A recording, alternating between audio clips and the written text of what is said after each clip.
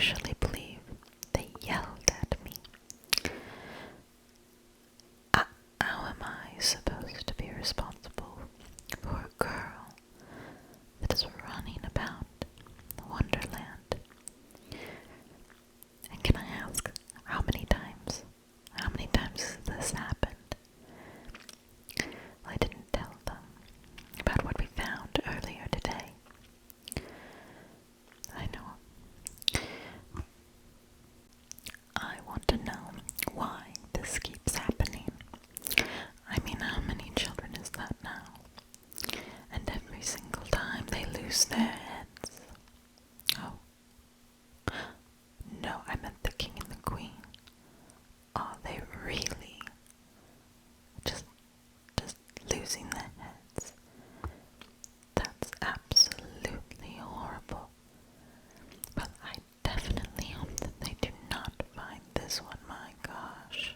Thank goodness I didn't tell them what I found. I know, she must be about here somewhere, but if I had told them, they would have never left our garden. And I can tell you right now that I am so frustrated with how many times they've come looking. Too many children now. Well, I think I need a spot of tea. Calm my nerves, you know. Now, you know the secret is you have to turn this upside down. Yes, it's good luck. I think we all need that now. Okay, and then I'm going to go ahead and pour 2 cups of tea, one for you and one for oh, hello. Hi, welcome. I think you might be the one causing quite a stir. May I ask you a question? I found something in the garden today, and I think it might be, yes, it might be yours. Oh my dear, no crying, please, though it makes me anxious. Here, my dear, do me a favor. You put this back in your hair, and you calm yourself down, dry those tears, and I will make you a nice cup of tea. Now, Rabbit. Oh, what's the difference? Oh, fine. Hare, please calm yourself as well and pour a cup of tea. Thank you. My goodness. Okay then, my dear. So, my name is Hare, and my friend here is the March Hare. And you, my dear, are now in our garden and safe for the time being. Now, for a proper cup of tea, I'm going to need my button. Oh, button. Where's the button? Oh, did you move it? I know, I put it right here. Oh, that darn button. Oh, button. Well, it feels like it just grows legs, and sometimes, you know, it does. Okay, I think I maybe put it in. I found it. Here we are. A button makes a wonderful cup of tea. Yes, you just go ahead and you put it in upside down, and then you wait approximately 165 seconds before you drink the tea. Now there's a couple more things we could add. Would you like a stone? I love a good stone. I promise you it makes it taste absolutely wonderful. Collected from the garden today. This matches your eyes, my dear. Go ahead. Yes, and here, would you like one? These are absolutely wonderful indeed. The clear one. Okay, there you go. Let's put these back.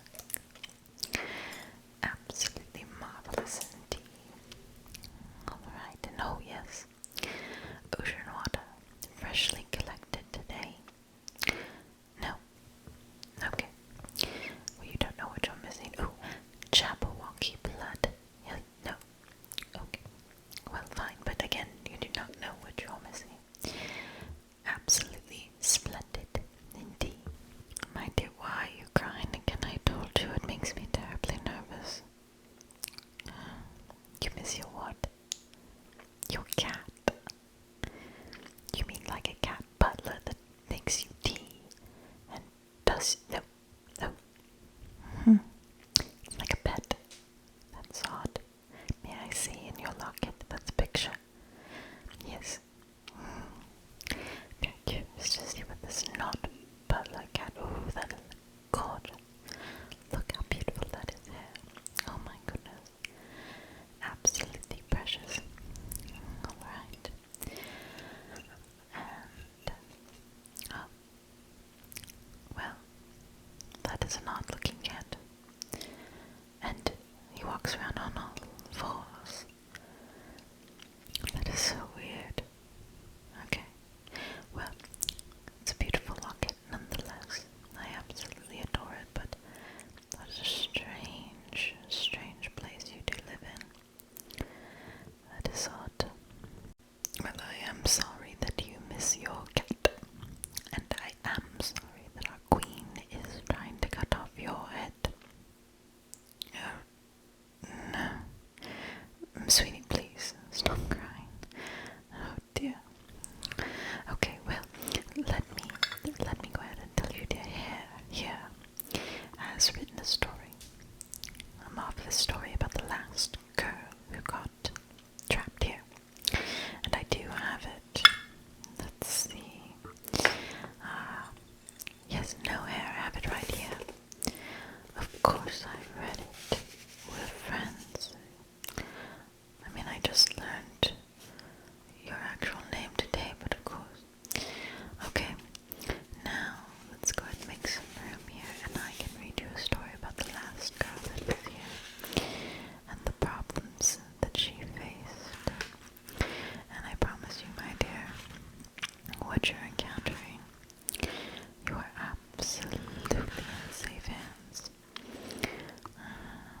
Marvelous pictures there. Yes. Get any of me. Oh goodness, I hate this guy.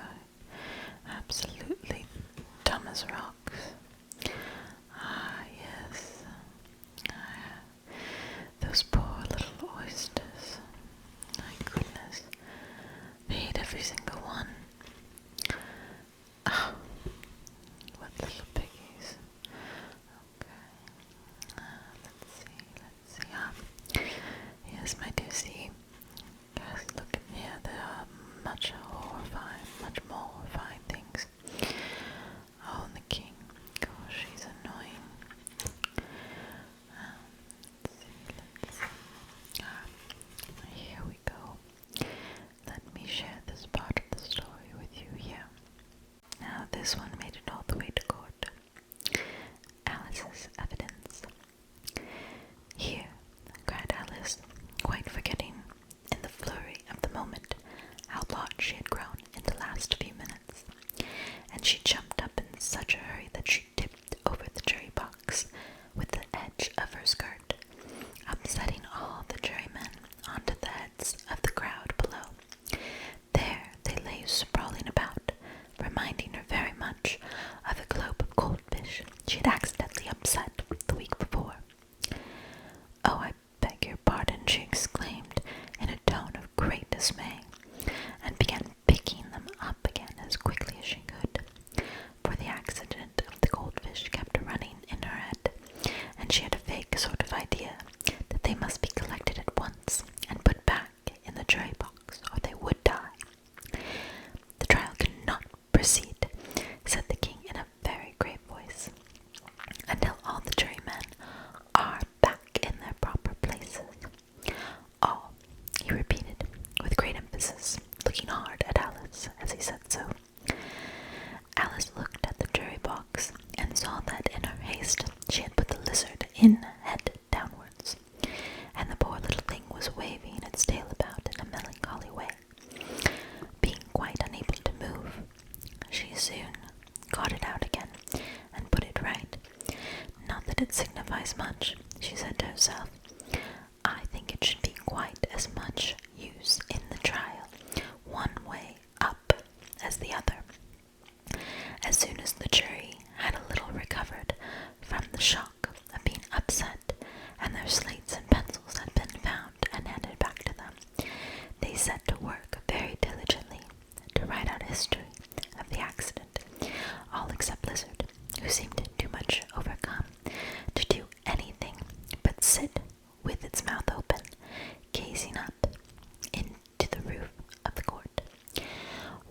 you say about this business?"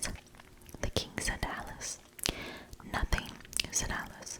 "Nothing whatever," persisted the king. "Nothing whatever," said Alice. "That's very important," the king said, turning to the jury. They were just beginning to write this down on their slates when the White Rabbit interrupted. "Unimportant, your majesty means, of course," he said in a very respectful tone, but frowning and making faces at him as he spoke. "Unimportant, of course, I meant," the king hastily said, and went on to himself in an undertone. "Important, unimportant, unimportant, important," as if he were trying which word sounded best. Some of the jury wrote it down, important, and some unimportant. Alice could see this, as she was near enough to look over their slates. But it doesn't matter a bit, she thought to herself. At this moment the king, who had been for some time busily writing in his notebook, cackled out silence and read out from his book, "Rule 42. All persons more than a mile high to leave the court." Everybody looked at Alice. "I'm not a mile high," said Alice. "You are," said the king. "Nearly 2 miles high," added the queen. "Well, I shan't go, at any rate," said Alice. "Besides, that's not a regular rule. You invented it just now. It's the oldest rule in the book," said the king. "Then it ought to be number 1, said Alice. The king turned pale and shut his notebook hastily. "Consider your verdict," he said to the jury in a low, trembling voice. "There's more evidence to come yet, please your majesty," said the White Rabbit, jumping up in a great hurry. "This paper has just been packed up." "What's in it?" said the queen. "I haven't opened it yet," said the White Rabbit, "but it seems to be a letter written by the prisoner to somebody." "It must have been that," said the king, "unless it was written to nobody, which isn't unusual, you know." "Who is it directed to?" said one of the jurymen. "It isn't directed at all," said the White Rabbit. "In fact, there's nothing written on the outside." He unfolded the paper as he spoke, and added, "It isn't a letter, after all. It's a set of verses." "Are they in the prisoner's handwriting?" asked another of the jurymen. "No, they're not," said the White Rabbit, "and that's the queerest thing about it." The jury all looked puzzled. "He must have imitated somebody else's hand," said the king. The jury all brightened up. "Please your majesty," said the knave, "I didn't write it, and they can't prove I did. There's no name signed at the end." "If you didn't sign it," said the king, "that only makes the matter worse. You must have meant some mischief, or else you'd have signed your name like an honest man." There was a general clapping of hands at this.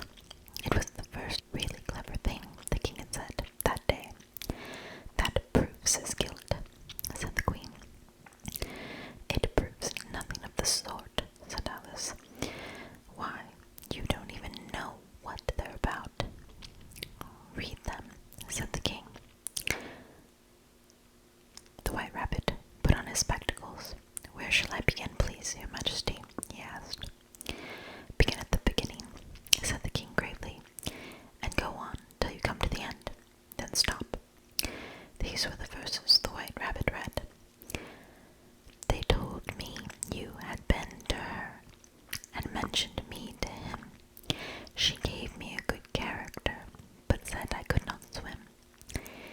He sent word I had not gone. We know it to be true. If she should push the matter on, what would become of you?" Tricky. "I gave her 1, they gave him 2. You gave us 3 or more. They all returned from him to you.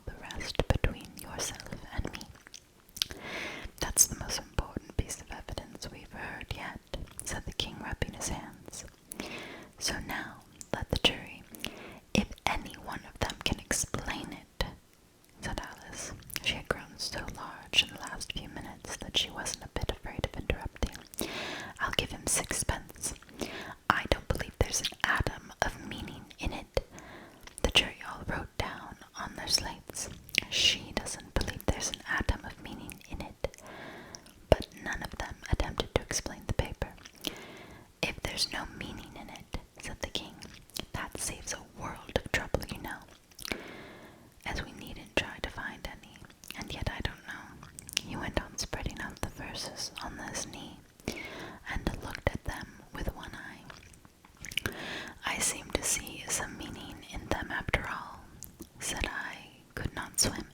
You can swim, can you? He added, turning to the knave. The knave shook his head sadly.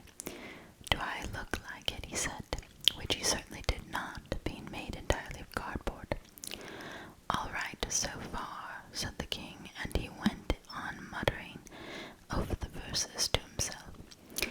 We know it to be true. Well, that's the jury, of course. I gave her one. They gave him two. Why, that must be what he did with the tarts, you know. But it goes on. They all returned from him to you, said Alice. Why, there they are. And the king triumphantly, pointing to the tarts on the table. Nothing can be clearer than that. Then, again, before she had this fit, you never had fits, my dear, I think, he said to the queen. Never, said the queen furiously. Oh, she's full of it, throwing an ink stain at the lizard as she spoke. The unfortunate little Bill had left off writing on his slate with one finger, as he found it made no mark. But he now hastily began again, using the ink that was trickling down his face, as long as it lasted. Then the words don't fit. You, said the king, looking around the court with a smile. There was a dead silence. It's a pun, the king added in an offended tone, and everybody laughed. Let the jury consider their verdict, the king said, for about the 20th time that day. No, no, said the queen. Sentence first, verdict afterwards. Stuff and nonsense, said Alice loudly. The idea of having the sentence first. Hold your tongue, said the queen, turning purple. I won't, said Alice. Off with her head, the queen shouted at the top of her voice. Nobody moved. Oh, that is her favorite line, isn't it, Hare? Who cares for you, said Alice. She had grown to her full size by this time. You're nothing but a pack of cards.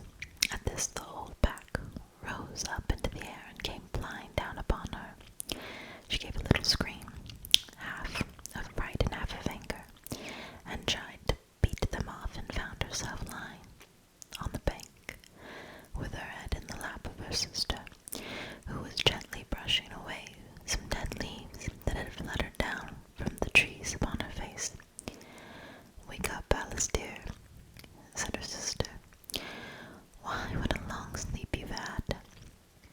Oh, I've had such curious dreams, said Alice, and she told her sister as well as she could remember them, all these strange adventures of hers that you have just been reading about. And when she had finished, her sister kissed her and said, It was a curious dream, dear, certainly, but now run in to your tea. It's getting late. So Alice got up and ran off, thinking, while she ran, as well as she might, what a wonderful dream it had been.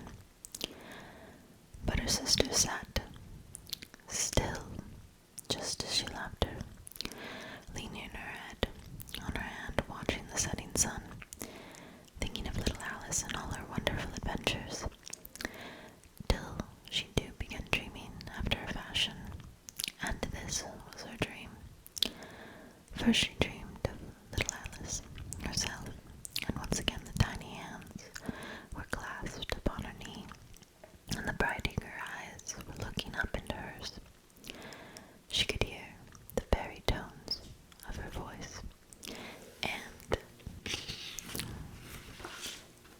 see that queer little toss of her head, keep back the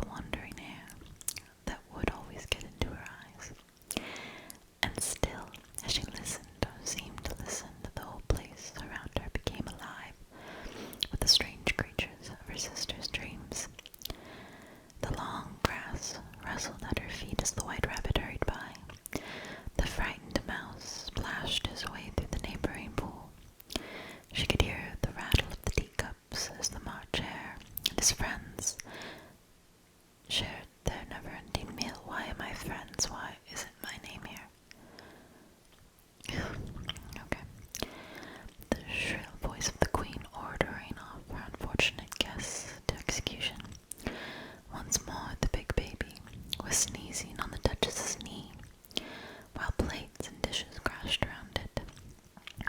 Once more the shriek of the griffin, the squeaking of the lizard's slate pencil, and the choking of suppressed guinea pigs filled the air, mixed with the distant sobs of the miserable mock turtle. So she sat on with closed eyes and half believed herself in Wonderland, though she knew she had but to open them again, and all would change to dull reality. The grass would be only rustling in the wind, and the pool rippling to the wave of the reeds. The rattling teacups would change to tinkling sheep bells, and the queen's shrill cries to the voice of the shepherd boy, and the sneezing baby, the shriek of the griffin, and all other queer sounds would change, she knew, to the confused clamor of the busy farmyard, while the lowing of the cattle in the distance would take the place of the mock turtle's heavy sobs. Lastly, she pictured to herself how this same little sister